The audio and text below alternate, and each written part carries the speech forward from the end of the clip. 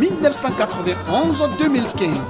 22 ans qu'est commémorée la Journée mondiale de la liberté de la presse.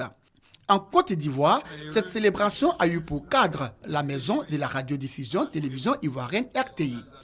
À travers cette journée, l'Union nationale des journalistes de Côte d'Ivoire, UNJCI, entend améliorer la sécurité et l'indépendance des journalistes dans l'exercice de leurs fonctions. Cette célébration de la Journée mondiale de la liberté de la presse a bénéficié du soutien de l'UNESCO, des organisations professionnelles des médias et de la société civile.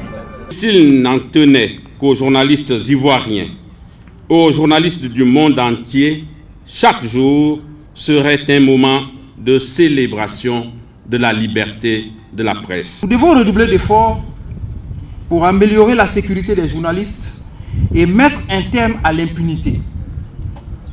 Ce qui est précisément l'objectif du plan d'action sur la sécurité des journalistes et la question de l'impunité que l'UNESCO met en œuvre avec l'appui d'autres entités du système des Nations Unies.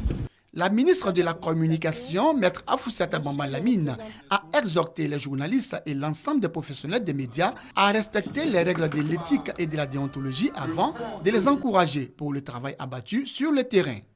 Sans chauvinisme et démagogie, nous sommes aujourd'hui fiers quand même d'affirmer que les journalistes ivoiriens, les journalistes étrangers qui exercent leur métier sur notre sol sont libres d'exercer leur profession. Plusieurs recommandations ont été adressées au ministre de la Communication. Recommandations qui visent à améliorer les conditions de vie et de travail des journalistes et professionnels des médias en Côte d'Ivoire. Laisser le journalisme prospérer vers une meilleure couverture de l'information, l'égalité des sexes et la sécurité à l'aide du numérique. C'est le thème retenu cette année à l'occasion de la Journée mondiale de la liberté de la presse.